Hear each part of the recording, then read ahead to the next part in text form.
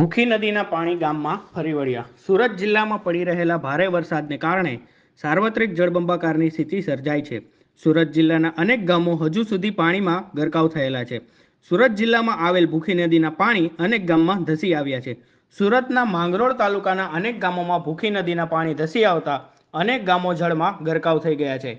એનડીઆરએફની ટીમ દ્વારા સતત ખડેપગે રહી અનેક લોકોને બચાવી સલામત સ્થળ પર ખસેડવામાં આવી રહ્યા છે.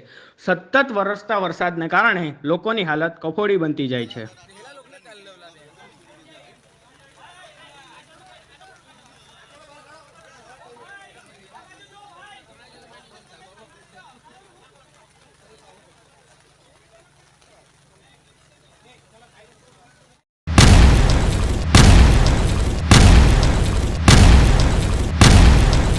दिव्य सरदार न्यूज, सब पर नजर, सबकी खबर।